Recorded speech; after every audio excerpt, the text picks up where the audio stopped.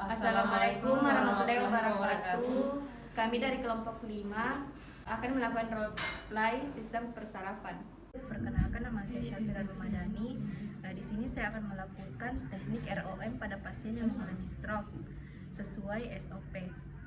Jadi langkah pertama yang akan saya lakukan yaitu fase orientasi. Permisi Mbak, perkenalkan, saya perawat Syafira. Di sini saya akan melakukan teknik ROM yang dimana tujuannya itu untuk mempertahankan atau meningkatkan kekuatan otot pada persediaannya Mbak dan mencegah kontraktur. Apakah Mbak bersedia? Jadi baik teman-teman, pasiennya sudah bersedia, jadi kita masuk ke fase kerja. Jadi yang pertama kita lakukan itu pergerakan pada bahu. Permisi ya Bu. Fleksi, ekstensi, abduksi, aduksi.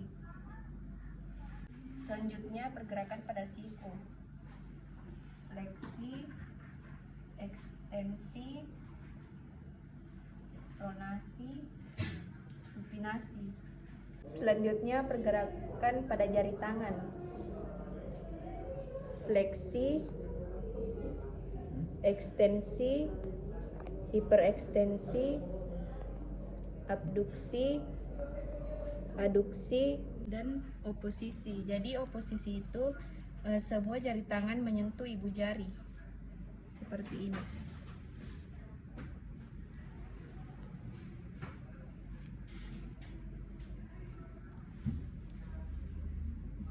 Selanjutnya pergerakan pada panggul dan lutut. Fleksi, ekstensi, abduksi, aduksi. Selanjutnya pergerakan pada tungkai. Dorsifleksi, plantar fleksi, inverse, efres, fleksi, ekstensi. Dan yang terakhir adalah pergerakan pada leher. Permisi ya Bu. Fleksi, ekstensi, fleksi, ekstensi. Baik, jadi kita sudah sampai pada tahap kerja yang terakhir. Selanjutnya saya akan melakukan tahap terminasi. Jadi Bu, teknik ROM-nya sudah selesai sampai di sini. Mungkin saya akhiri pertemuan pada hari ini ya. Saya ucapkan terima kasih atas kerjasamanya.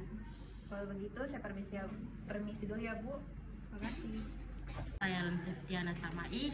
Di sini saya akan melakukan pemeriksaan GCS atau Glasgow Coma Scale. GCS adalah skala yang dipakai untuk mengetahui tingkat kesadaran seseorang. Dahulu GCS hanya dipakai untuk mengetahui tingkat kesadaran orang yang mengalami cedera kepala. Namun saat ini GCS juga digunakan untuk menilai tingkat kesadaran saat memberikan pertolongan darurat medis. Tujuan GCS itu untuk mengetahui tingkat kesadaran seseorang. Baik, selanjutnya kita masuk ke tahap kerja. GCS itu mempunyai 3 tahap. Yang pertama itu respon motorik, sama respon verbal atau bicara, respon eye atau mata. Respon yang pertama itu yaitu respon motorik. Respon motorik itu mempunyai 6 nilai. Nilai yang paling tinggi adalah 6 dan yang paling rendah yaitu 1. Permisi Bu, saya perawat Ella. Di sini saya akan melakukan pemeriksaan GCS. Baik, langsung saja kita contohkan. Kita masuk di nilai 6. Sebelum saya contohkan, nilai 6 itu mampu mengikuti perintah sederhana seperti mengangkat tangan. Permisi Bu, baik, apakah Ibu bisa mengangkat tangan? Jika pasien tidak bisa mengikuti perintah sederhana, maka kita lanjut ke nilai 5 dengan memberikan rangsangan nyeri. Karena pasien mampu menentukan lokasi nyeri, maka kita beri poin 5 atau nilai 5. dan kita hentikan respon motorik. Selanjutnya kita masuk ke respon verbal atau bicara. Jadi di respon verbal atau bicara ini mempunyai 5 poin atau 5 nilai. Nilai yang tertinggi yaitu 5 dan yang paling rendah itu 1. Langsung saja kita ke nilai 5. Nilai 5 itu pasien orientasi atau penuh. Dia mampu berbicara atau dapat menjawab kalimat yang baik, tahu berada dia di mana, bisa mengetahui waktu, tempat, nama atau umur. Permisi Bu, Ibu tahu ini di mana? Di rumah sakit. Nama Ibu siapa? Vira. Ini hari apa? Hari Selasa. Oke, baik, karena pasien mampu mengikuti perintah maka kita beri nilai 5. Ke nilai selanjutnya yaitu dapat berbicara dalam kalimat namun ada disorientasi waktu dan tempat. Pasien tampak kebingungan. Contohnya, permisi Bu, apakah Ibu tahu Ibu sekarang di mana? Karena pasien memberikan raut wajah kebingungan maka kita berikan nilai 4. Selanjutnya kita ke nilai 3. Nilai 3 itu bisa bicara, kata-kata yang diucapkan jelas tetapi tidak nyambung dengan apa yang ditanyakan atau dibicarakan. Contohnya, permisi Bu, apakah Ibu sudah makan? Iya, saya sudah tidur. Baik, karena pasien memberikan jawaban yang tidak nyambung maka kita berikan nilai 3. Selanjutnya kita ke nilai 2. Nilai 2 yaitu mengerang, dapat mengeluarkan suara tapi bukan kata-kata, hanya mengerang saja. Permisi Bu, apa yang Ibu rasakan sekarang? Karena di sini pasien hanya memberikan mengeluarkan suara tapi bukan kata, maka kita berikan nilai 2. Baik, kita ke nilai 1 yaitu tidak ada jawaban atau tidak ada respon sama sekali. Selamat pagi Bu, nama Ibu siapa? Ibu sudah makan? Bagaimana kondisi Ibu sekarang? Karena pasien tidak memberikan jawaban sama sekali atau tidak ada respon, maka kita berikan nilai 1. Selanjutnya kita masuk ke respon A atau matam. Di respon A ini mempunyai 4 nilai. Yang nilai paling tinggi yaitu nilai 4, yang paling rendah itu 1. Di nilai 4 yaitu membuka mata spontan, misalnya saat disentuh. Karena pasien mampu membuka mata saat disentuh, maka kita berikan nilai 4. Baik, kita ke nilai 3, yaitu membuka mata saat diperintahkan membuka mata. Permisi Bu, Ibu bisa buka matanya?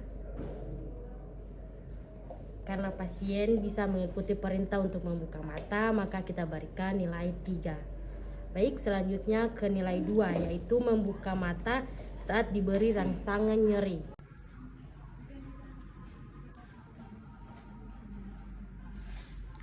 Baik, karena pasien bisa merasakan posisi nyeri dan membuka matanya, maka kita berikan nilai 2.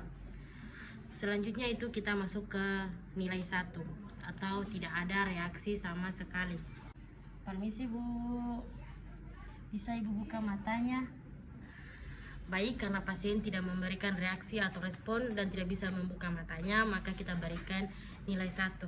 Baik, karena kita sudah melakukan 3 tahapan GCS, yaitu ada respon motorik, respon verbal, sama AI, maka setelah itu kita melakukan perhitungan jumlahan untuk mengetahui tingkat kesadaran pasien. Jadi tingkat kesadaran pasien yang lebih tinggi yaitu 15 dan tingkat terendah kesadaran pasien yaitu 3. Baik, itulah tadi contoh pemeriksaan GCS dari saya. Lebih dan kurangnya mohon maaf. Terima kasih. Perkenalkan, nama saya Serinti Sofia Lende dari staf keperawatan, melakukan pengkajian pemeriksaan nervus. Permisi Bu, perkenalkan, nama saya Serinti Sofia Lende dari Stigi Makassar. Di sini saya mau melakukan pemeriksaan nervus. Tujuannya itu penilaian terhadap refleks fisiologi dan patologi terhadap perkiraan letak jenis lesi dan untuk pemeriksaan keadaan fisik secara umum. Pertama itu nervus olfactorius atau penciuman. Ibu boleh minta untuk membuka maskernya.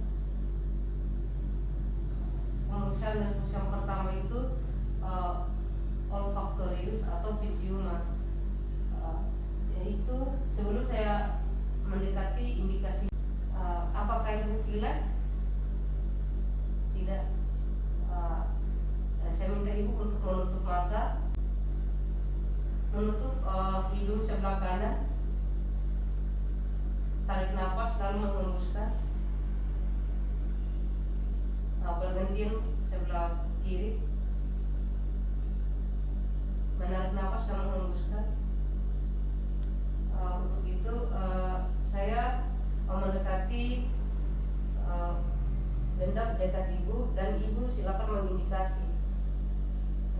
Menutup hidung sebelah kiri. Satu.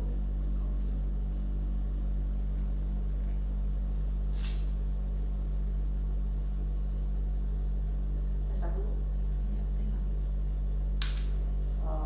Bergantian menutup hidung sebelah kanan. Satu.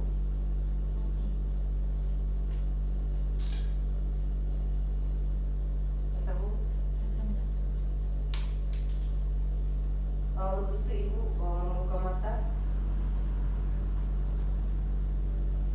Nervus kedua yaitu nervus opticus atau ketajaman visus penglihatan. Saya minta ibu untuk menutup mata sebelah kanan. Ibu menghitung jari yang saya angkat ya. 5, 4, 2, 3. Secara bergantian bu. 4, 2, 3. Yang ketiga nervus opticus atau pupil.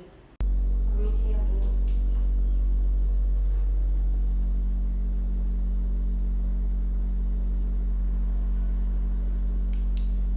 Nervus keempat itu nervus oculomotorius.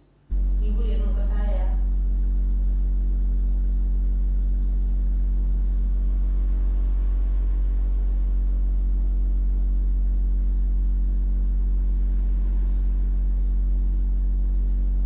Nervus kelima, nervus trigeminus. Di pemeriksaan nervus trigeminus ada dua, yaitu pemeriksaan sensorik dan pemeriksaan motorik. Permisi bu, boleh ibu menggigit secara kuat.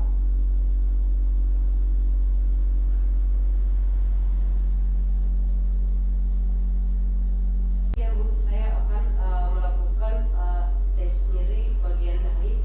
Nanti ibu akan merasakan apakah merasa halus atau tertusuk bu. Ibu boleh menutup mata. Permisi ya bu. Sebelah mana bu?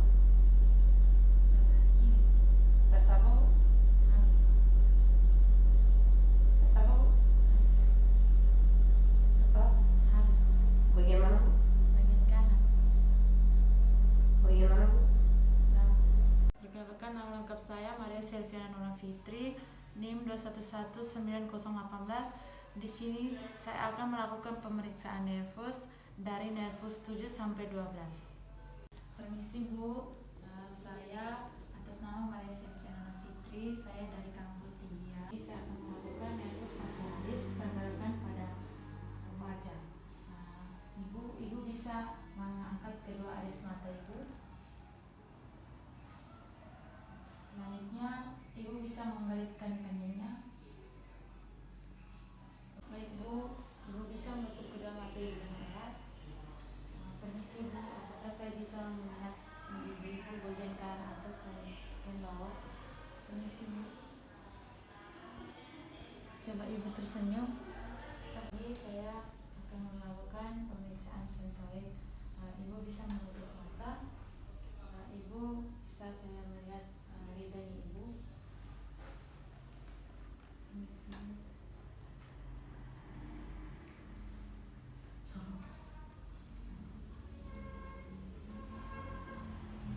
Rasa apa bu? Manis. Saya akan melakukan nervus antiticus, nervus acousticus atau pendengaran. Sebelumnya ibu menutup mata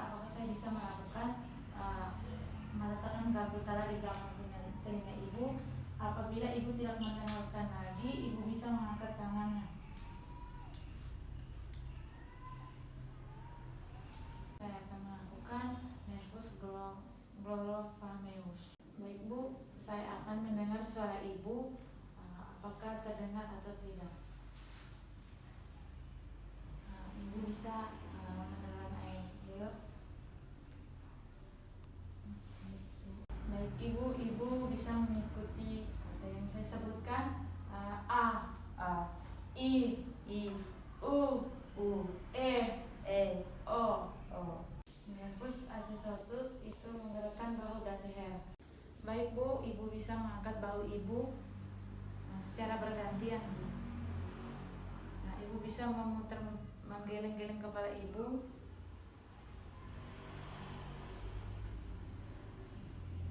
Permisi Bu, di sini saya akan melakukan. Ibu bisa memalingkan kepala ibu.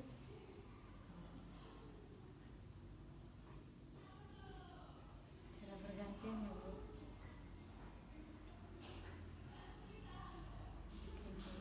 Baik, yang terakhir nervus hypoglossus, kesimetris dan posisi lidah. Ibu bisa menggerakkan lidah. Oke Bu. Mungkin hanya itu saja pengkajian nervus dari kami. Sekian dan terima kasih. Nama saya Siana Alene, NIM 2179031. Di sini saya akan melakukan pengkajian tentang tanda rangsang mendingan. Tanda rangsang mendingan adalah suatu manifestasi yang timbul akibat peradangan pada selaput otak atau di rongga subarachnoid. Kita melakukan tindakan kepada pasien, terlebih dahulu kita mencuci tangan sesuai dengan prosedur cuci tangan yang baik dan benar.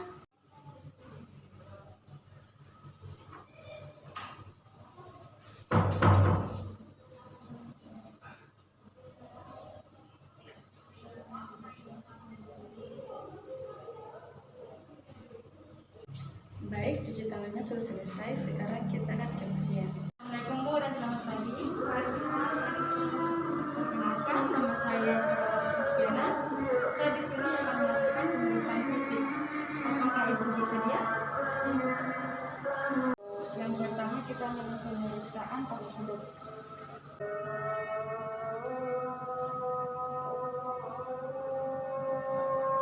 Yang kedua yaitu prinsip. Coba dulu.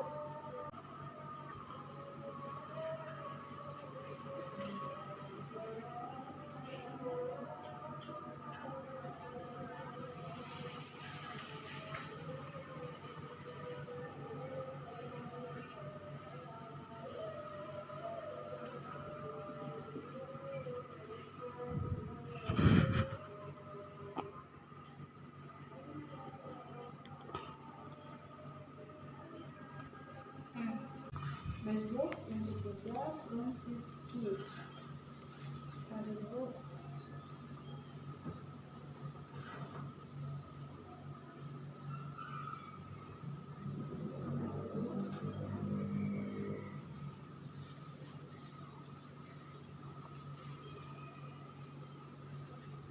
Itu yang keempat yaitu lateral shift.